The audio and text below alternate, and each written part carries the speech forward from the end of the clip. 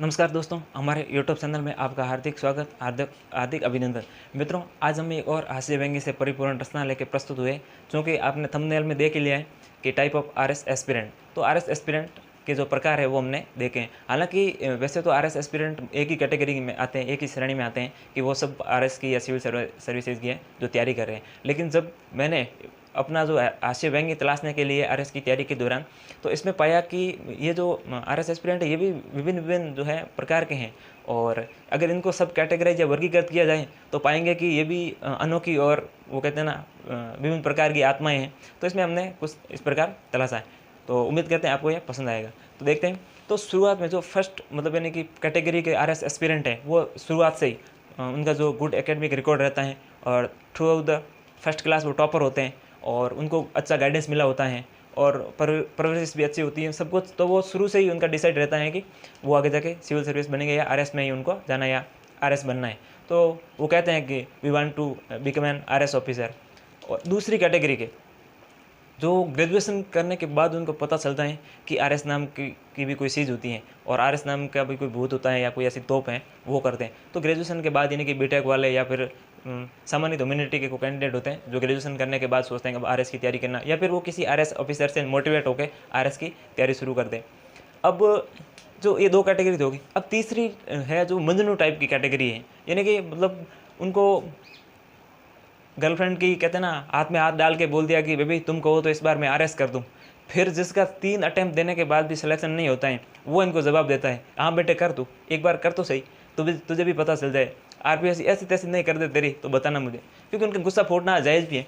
अब जो चौथे प्रकार की जो कैटेगरी है वो मैंने देखा कि मतलब लोग ज़्यादातर जो ये सिविल सर्विसेज पे जो मूवी बनी होती है वो देख के इंस्पायर होते हैं। जैसे किसी ने ध्रुवा मूवी देख ली, आईपीएस दुर्गा देख ली, खाकी जो मूवी है वो देख ली, सिंघम या फिर सिम्बा मूवी, ऐसी मूवी देख के वो आरएस की तैयारी शुरू कर ले। तो ऐसे एस्पिरेंट भी होते हैं और फिर पता नहीं वो कहाँ तक पहुँचते, कई बार सेलेक्ट भी होते हैं, कई बार बीच में ही दम तोड़ लेते हैं।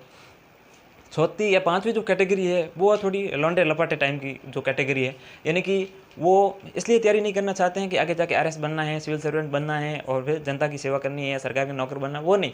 वो इसलिए तैयारी करते हैं कि उनकी गली में सामने वाले गर्ल्स पीजी में एक लड़की आरएस की तैयारी कर रही है और वो टेस्ट सीरीज में भी जाती हैं, कोचिंग भी जाती हैं, लाइब्रेरी भी जाती हैं, और उस चक्कर में ये जो खुद हैं मतलब 3-3 जगह एडमिशन ले लेते हैं, कोचिंग में, टेस्ट सीरीज में, लाइब्रेरी में, और इस प्रकार के भी जो एस्पिरेंट होते हैं। तो हमने देखा कि 4-5 प्रकार के जो कैंडिडेट वो होते हैं। अब हम ये देखते हैं कि तैयारी के दौरान जब अब ये पहुंच जाते हैं आरएस की तैयारी करने क्लासेज में, तो वहाँ देखते हैं कि इनका क्या मतलब वहाँ किस किस प्रकार की जो है प्रतिभा उभर के सामने आती है। तो हम देखेंगे अब तैयारी के दौरान जैसे ही वो आरएस प्रीलिम्स की क्लास में जाते हैं, बैठते हैं वहाँ पे, तो एक मैडम आई और वो जाके सीधा वो, नहीं मैं तो नहीं बैठूंगी यहाँ पे, ये तो बहुत सफोकेशन होता है, या तो बहुत बैठूंगी तो एसी के आगे ही बैठूंगी, मैं तो इधर नहीं बैठूंगी। अब इसमें क्या है कि कुछ बैक बेंचर्स भी होते हैं और कहते हैं कि डॉक्टर एपीजे अब्दुल कलाम साहब ने भी कहा था कि भारत का भविष्य, और जो कहते हैं इंटेलिजेंट होते हैं वो बैक बेंचर ही होते हैं, पीछे बैठते हैं। लेकिन तो किसी ने बोल दिया पीछे से कि मैडम आपको अगर ऐसी सही प्रॉब्लम है तो कल को तो आपको फील्ड में जाना पड़ेगा, एसडीएम बन जाओगे, डीवाईएसपी हो गए, फील्ड की ड्यूटी होगी, और आरएस की या जो ये सिविल सर्विसेज की ड्यूटी तो 24/7 है, फिर आप कैसे हैंडल करोगे। मतलब ज्ञान देने वालों की कमी नहीं है, वहाँ ऐसे एस्पिरेंट भी बैठे हैं जो मतलब ये भी एक एस्पिरेंट की टाइप ही है, जो ज्ञान बांटते हैं कि देख लीजिए आपको आगे जाके ये करना, और कहीं कहीं सही भी है। तो अब वो मैडम जैसे तैसे ही वहाँ बैठ गई। अब तो जो पीछे या बैक बेंचर 3 ऐसे कैंडिडेट थे, उन्होंने अपने आप को पहले से ही घोषित कर दिया, अपने आप में एक दोस्त को बना दिया एसडीएम कि हम वैसे ही आगे जाके ही बनना है तो क्यों ना अब से ही घोषित कर ले, और दूसरे को आरपीएस बना दिया, डीएसपी साहब लॉ एंड ऑर्डर संभाल सके, और तीसरे हैं जो बंदा था उसको बना दिया तहसीलदार की, बस अब आप तहसीलदार हैं, और जो भी राजस्व से रेवेन्यू से रिलेटेड मैटर है या अतिक्रमण से रिलेटेड कोई भी मामला है रेवेन्यू से, वो आप देखेंगे। तो वो पीछे एक तरह से जो राज्य का प्रशासन है वो लास्ट बेंच पे बैठा है, मतलब आरएस प्रीलिम्स की क्लास में। अब जो through out the first class topper वाले जो कैटेगरी थी वो देखो आप, उनका बात करने का तरीका या जो भी वो बात करेंगे तो मतलब उनके कहीं सुन लिया और भी मोटिवेट, मतलब कोई टॉपर्स का इंटरव्यू या सुन के आगे कहीं वीडियो देख लिया कि आरएस बनना बड़ी बात नहीं है, आरएस की तैयारी करना बड़ी बात है। और साथ ही आरएस का जो अपने जो एटीट्यूड व्यक्तित्व है उसमें आपका जो एडमिनिस्ट्रेटिव जो एटीट्यूड है वो रखना बहुत ज़रूरी है। अब वो वहाँ से इंस्पायर हो गए, अब वो बात करने में भी बुरा एकदम मतलब इंग्लिश में बात करेंगे, या जैसे वो बोला कि भाई वैसे तो कि मुझे यूपीएससी की आरएस की तैयारी नहीं करनी थी, कि I want to an actually I want to become an IAS officer, but sometime I think state PCS से गुजरा जाए ये। तो वो जो पीछे ह्यूमैनिटी वाले या बैक बेंचर बैठे थे ना, वो कह रहे थे फिर यहाँ क्यों है, यहाँ जाना, दिल्ली जा, कहीं जा, यूपीएससी की तैयारी कर। तो मतलब यानी कि वो इस प्रकार के भी मतलब कैंडिडेट पाए जाते हैं। अब वो बोलते हैं कि अब ये सुनने के बाद वो बंदा बोला, क्योंकि उसमें एटीट्यूड भरा होता, सुन लिया था कि हमें एडमिनिस्ट्रेटिव एटीट्यूड रखना है, तो वो बंदा बोला kindly for your information that I want to say that कि now you are talking with a future RS officer.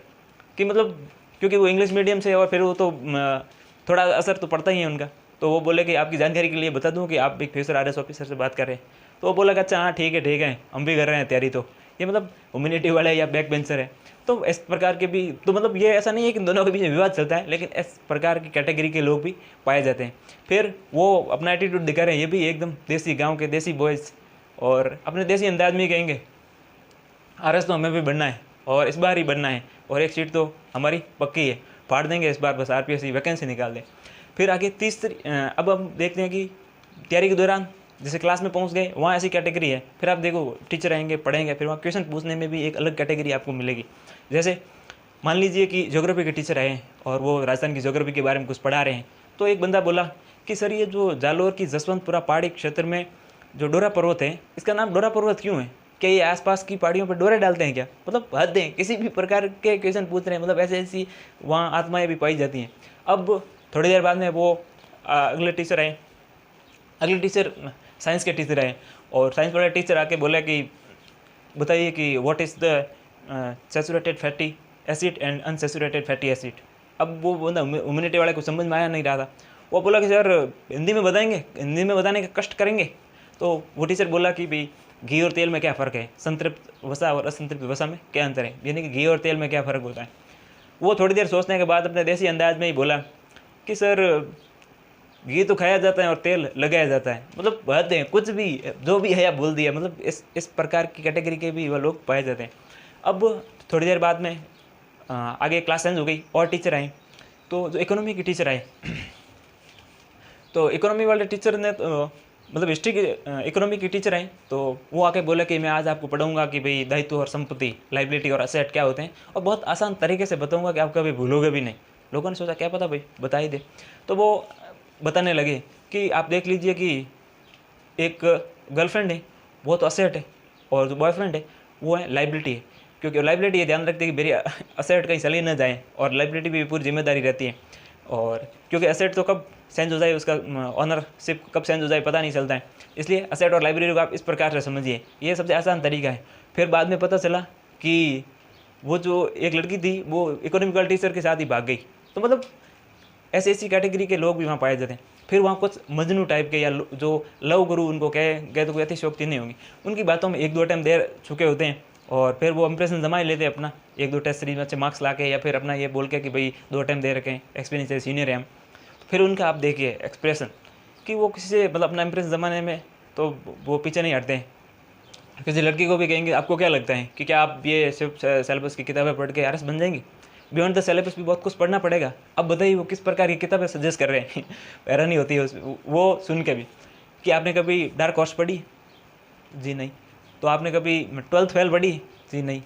तो आपने गुनाहों के देवता पढ़ी? जी नहीं। मतलब ऐसी बुक्स बताएंगे कि अगर इसकी जगह बताया जाए कि भाई स्वामी विवेकानंद की कोई बुक बताइए, डॉक्टर कलाम साहब की कोई बुक बताइए, कोई प्रेरणा मोटिवेट या फिर ऐसी जिससे प्रेरणा मिले, साहस मोटिवेशन मिले, ऐसी नहीं, मतलब ऐसी किताबें बनाएंगे सामने वाला सच में सोचने लग जाएगा यार पहली बार सुनी है ऐसी किताबों के नाम। तो मतलब इस प्रकार के और इस कैटेगरी के लोग भी पाए जाते हैं। अब वो अपनी पूरी कायनात उसमें जुटा देते हैं कैसे भी करके अपने वो कहते हैं ना मिशन में सफल होने के लिए। फिर वो कहेंगे कि अब लगता है उनको, एक लड़की ने तो हद ही कर दी, एक लड़के ने कहा कि आपने 12th फेल पढ़ी? कि जी नहीं, I have an a boyfriend, मैं ऑलरेडी एक बॉयफ्रेंड है ना, he gifted me this book. तो उन भाई साहब की चली नहीं। तो ऐसी कैटेगरी के भी लोग पाए जाते हैं। फिर आगे हम देखते हैं कि कुछ आरपीएससी गुरु, यानी कि मतलब उनको आरएस गुरु कहने में भी अतिशयोक्ति नहीं होगी, 2-3 अटेम्प्ट दे रखे होते, नॉलेज खूब होता है उनको, ये कर देना चाहिए। एक्चुअली आरपीएससी को यह करना चाहिए था, आरपीएससी को यह करना चाहिए था, मतलब बने कि उनको यह लगता है कि वो बाहर नहीं बल्कि आरपीएससी के अंदर होने चाहिए। ऐसे ऐसे मतलब गुरु टाइप के लोग भी होने चाहिए। और मुझे लगता है कि उन लोगों को आरपीएससी को स्टेटस देना चाहिए भाई, 1-2 अटेम्प्ट दे दिया है तो उसको नाम दे देना चाहिए कि भाई RS फाइटर नाम दे दिया और ज़्यादा अटैम्प्ट है उनको RS योद्धा नाम दे दिया। दे देना चाहिए, जो कम से कम अब वो कि भी ओकेजन में कोई मैसेज वगैरह भेजें तो नीचे रिगार्ड में लिख सकते हैं RS फाइटर, RS वॉरियर्स या जो भी है। तो इस प्रकार के कैटेगरी के लोग भी पाए जाते हैं। फिर मेंस की एक अब जैसे प्रीलिम्स हो गया, अब प्रीलिम्स होते ही मतलब सरप्राइज़ मिलेगा। काफ़ी लोग तो फुर्र हो जाएंगे क्योंकि प्रीलिम्स क्वालिफाई होता नहीं है, और सरप्राइज तब होता है जब पता चलता है कि तैयारी क्या कि पेपर ऐसा हुआ, सिलेक्शन हुआ नहीं। उसके बाद उनको लगता है कि ये तो एक सरप्राइज ही मिला। अब प्रीलिम्स के बाद कुछ लोग बहुत दुखी हो जाते हैं क्योंकि प्रीलिम्स क्वालिफाई नहीं होता, तैयारी करने के बाद भी तो वो कहेंगे यार कुछ नहीं, आत्मा ही मर गई अब तो। अब हालांकि ये मतलब कोई ऐसी बात है कि लोग सोचना शुरू हो जाते हैं यार आत्मा कैसे मर गई, मरता तो शरीर है, आत्मा तो अजर अमर है। मतलब इस प्रकार की कैटेगरी के एस्पिरेंट भी पाए जाते हैं। फिर वो मेंस की तैयारी करेंगे तो मेंस में काफ़ी सुधार मतलब मैंने कि लोग हो जाता है और मेंस की तैयारी करके आगे बढ़ते हैं। तो अब मेंस की तैयारी में 3 बंदे थे, वो प्रीलिम्स क्वालिफाई करके आगे चले गए। कौन? वो जो अपने आप को SDM और RPS और तहसीलदार मानते थे। अब वो मेंस की टेस्ट सीरीज लिखने जा रहे हैं, टेस्ट सीरीज खत्म हो गई, वापस बाहर गए चाय पानी के लिए या जो भी टी ब्रेक के लिए। वापस आए तो उन्होंने देखा कि उनकी बेंच पे कोई आके और बैठ गया, जल्दबाजी में कोई टेबल पे लेट हो गए तो वो आके बैठ गए। तो वो जो SDM थे वो बोले कि देखो तहसीलदार साहब, मुझे लगता है कि ये तो अतिक्रमण का मामला है, किसी ने अतिक्रमण कर लिया है आपकी बेंच पे और फिर वो जो DSP था वो बोला कि नहीं ये तो लॉ एंड ऑर्डर का इशू है, लेट्स सी, देखते हैं अब जो भी है। तो मतलब वो शुरू से ही किसी ने बोल दिया कि एडमिनिस्ट्रेटिव बिहेवियर रखना चाहिए, तो मेरे हिसाब से उन लोगों ने सबसे ज़्यादा जो है एडमिनिस्ट्रेटिव बिहेवियर रखा। फिर आप आगे देखिए कि फिर वो ये जो RS गुरु टाइप के हैं वो अपना ज्ञान झाड़ते ही रहते हैं RS की तीनों मतलब फेज़ में, प्रीलिम्स, मेंस, इंटरव्यू में भी। कि देखिए कि वो लोग पूछ लेते हैं कि कॉन्फिडेंस कहाँ से आता है, तो वो बोलेंगे कि जब आपका प्रीलिम्स क्वालिफाई होगा तो आप फुसफुसाने शुरू हो जाएंगे, और जब आपका मेंस क्वालिफाई होगा तो आप यानी कि थोड़े बोलने शुरू हो जाएंगे, और जब आप इंटरव्यू क्वालिफाई हो जाएगा, दे देंगे, सिलेक्शन हो जाएगा, फिर तो आप दाढ़ने शुरू हो जाएंगे।